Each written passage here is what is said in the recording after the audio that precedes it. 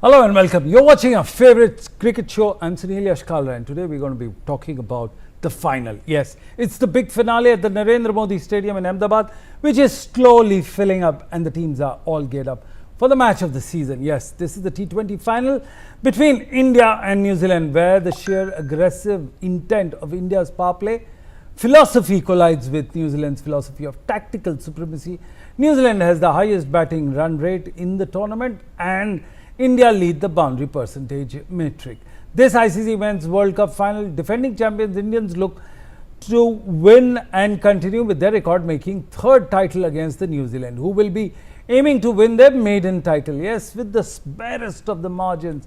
That's what the story of the New Zealand Kiwis are. Yes, we have both enjoyed an exciting rivalry against each other, with both teams coming face-to-face in multiple knockout games during the ICC events. The two sides have also met 3 times in the T20 World Cup before the 2026 final. The hosts have also grappled with atmospheric pressure. That's a nice term. 100,000 spectators and a lingering ghost of the supposed Sunday curse. Oh, this is one of the brilliant lines ever written for a final finale criticizing a stadium. Well, the pattern now continues to work with the Indian fans. Whenever there is an ICC final played on a Sunday, India have never won an ICC final on a Sunday afternoon.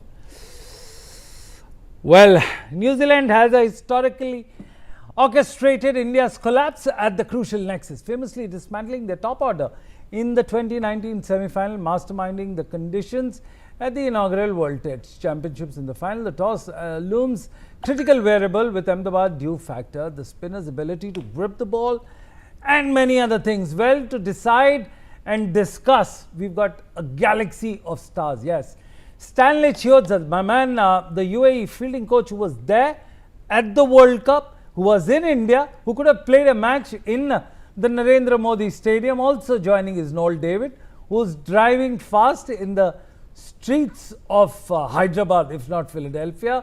John Nyambu cooling himself from London. He's a Zimbabwean off spinner. And again, Thos Rizvi, one of the best known Mumbai Maidan journalists, who joins with his old pal A.K.S. Satish, the former sports editor of Gulf News.